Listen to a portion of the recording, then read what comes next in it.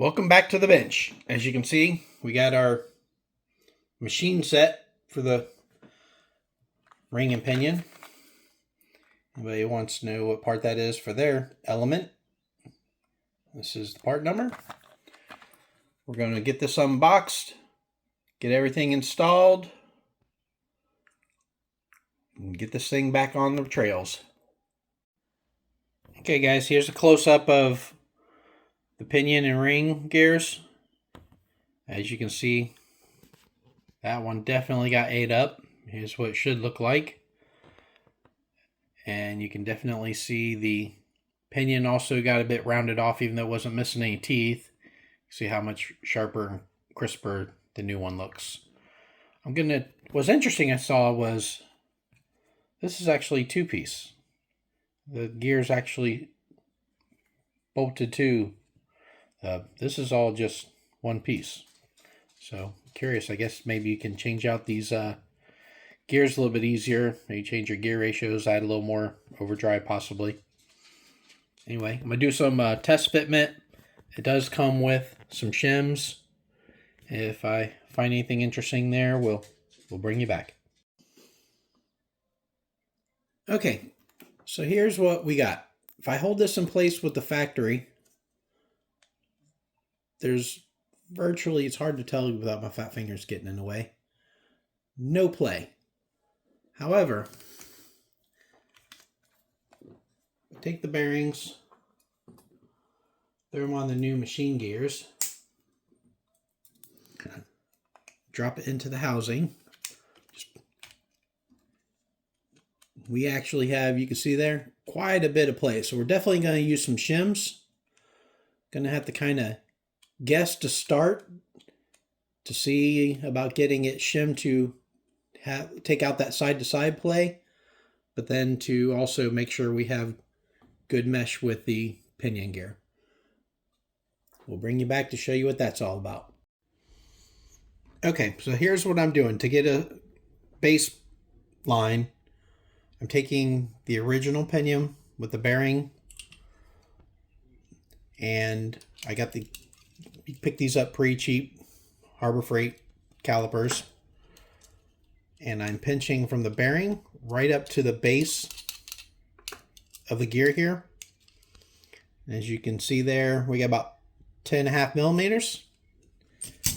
Now I want to use the same exact bearing just in case they're a little bit different in thickness. Place it on the new gear. As you see, we're only getting like 9.7, 9.6. So I'd already done a test fitment with the shims. I put 3 of them inside this bearing, and then put the bearing on.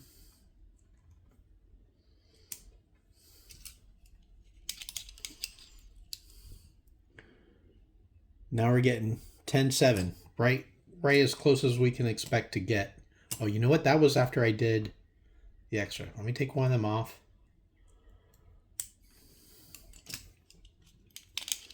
And we get 10.4. It's a little bit closer, I think. So we're going to start with that. We'll get everything in there. They also give you some shims for the pinion. I'll have to check that compared to the bearing on the original pinion, see if I can get a baseline measurement off of that. And I'm use that as a start point. I don't know we're going to be able to get these perfect. The tolerances, I believe, are so low with these small gears, but we're gonna try our best. Okay, so we're gonna repeat the process with the pinion and bearing. And it did not have any shims. We're getting 10.9. We'll drop that same bearing on the new pinion. 11.0, high 10.9s. So I think we're close enough on that we're going to try the pinion with no shim and try the new machine ring gear spool piece with 3 shims. Okay, for the install, I've got the bearing still on the pinion. Just going to feed it in the housing. The bearing you can see there is on the nose piece there, but there is a bearing that goes on the inside, so I'm just going to leave it on this shaft, push it through all the way home. I have the new machine gear with the shims on the right side. We're going to push this in. Might need to slide the axle out a bit. No, she went right in there. We'll check. Little tiny bit of play. So I think what I'll do, because I really didn't have any play with the original, I might throw one more shim on the opposite side, because the other side was so close. We'll see how that goes. Still have the ever smallest amount of play. I think that's about as good as we're going to get it. Actually, when I push it in there, it did take away. I mean, I just ever so slight.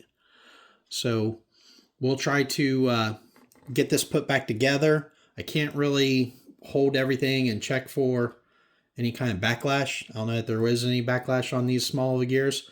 We'll get back together. We can hold the tire and check on the pinion for any backlash there. Gonna be a little more work, but I'm gonna do that dry fit in case I need to add any more shims, and then we'll just open it back up, which is just 4 screws, and put some grease on it.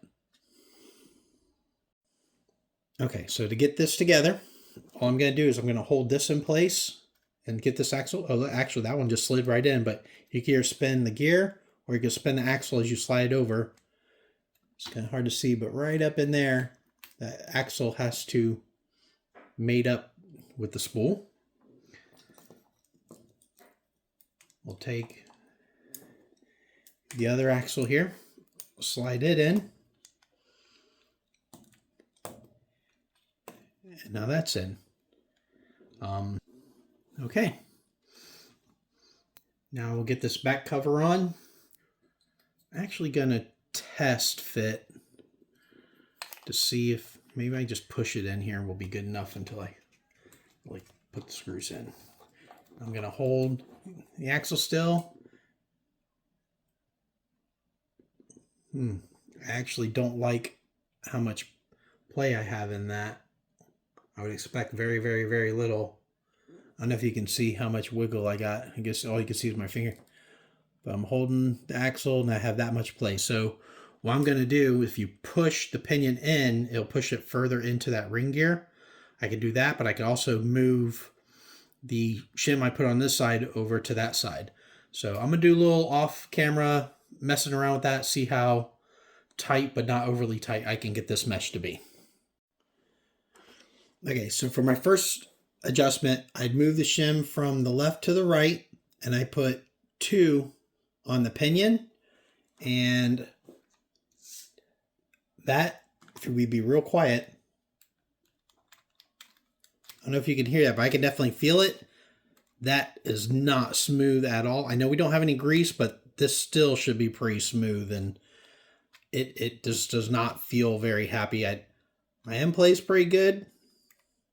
I don't feel just the wiggle in there, but it is not rolling smooth. So I believe we got too much of a bind in there. I'm going to monkey around with these a little bit more and see what we can get to work. Okay, we got everything mostly together for the housing here, for the axle housing. They do supply some grease. Just going to take a small flathead, scrape a little bit up on here. Get it on a few of these teeth here.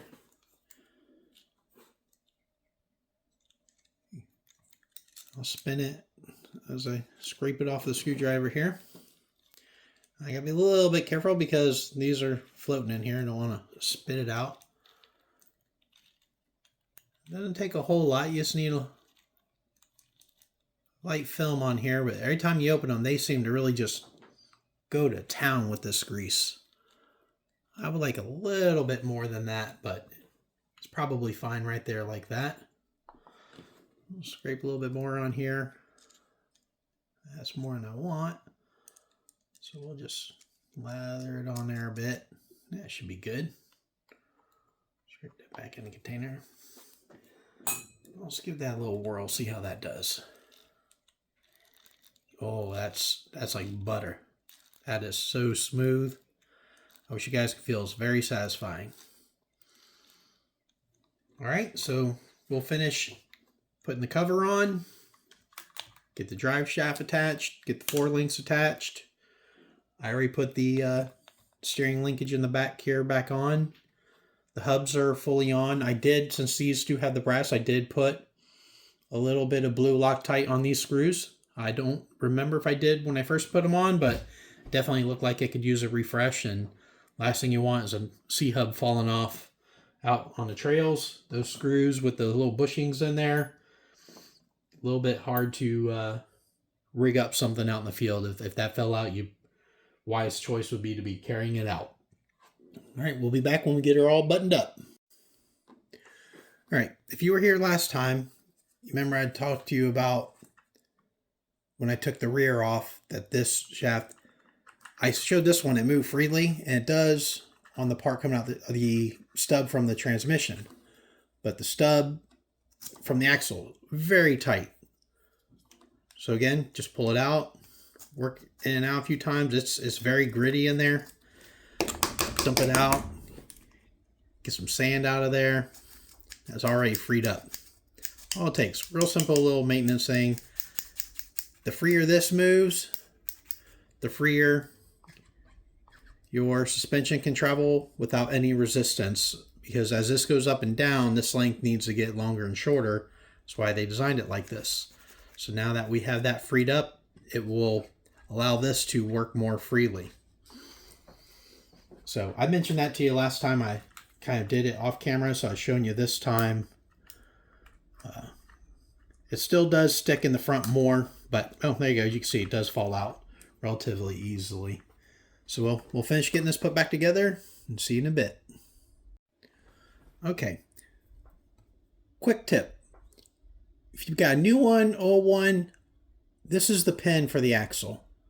I've lost a couple of these, and in my haste of just getting it installed to get back out, after the first one fell out or came loose, they still come out. Even though there's like a plastic keeper around this that it does kind of lock into, it is threading into metal in there. I don't know if they don't come with any Loctite, but I definitely recommend throwing a little dab of blue Loctite on there before you put these back together.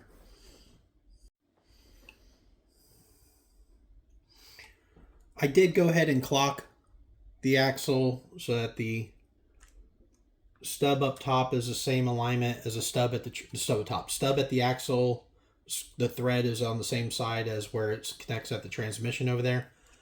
I know a lot of guys do that. I don't know it makes a difference. This is an RC car. These things are not, carrying the mass or anything else of like an actual car where the balance is that critical. So we got that threaded in there. Hopefully she doesn't back up. While I'm at it, I'm going to go through and make sure the rest of them have Loctite on them, just so that I don't lose any more when I'm out in the field. And I suggest you guys do the same. Now when you're doing this, you don't want to put the Loctite on the pin portion, obviously, but not to assume anything, because we all know what assuming does. You want to put it on the threads. And there you have it. All put back together. Not that you can see anything, but she got a ring put on her. Now, for the running video, we're going to save that for tomorrow. I did order a program box. I have one of the really, really, really old Hobwing program boxes.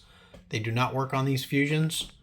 I got the newer, not the Pro, just the card. I found they have ones with different labels, and for whatever reason, the one with the blue label was on sale for $10 on Amazon. So we picked that up so we can program this better, make better use of that auxiliary cable for the on-the-fly drag brake adjustment, as well as bump up because this can go up to 8.4 volts for the steering servo. May leave it at whatever its default is. It seemed to do pretty well in the field. This Amazon special, I couldn't even find this again when I went back to look for it.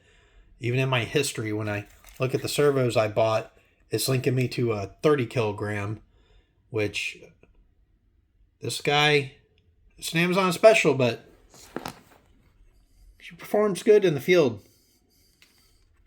All right, guys. Pretty soon we'll get up. We got the 4S batteries I told you had come in. We'll get those charged. Hopefully have the program box tomorrow and have a running video in the very near future.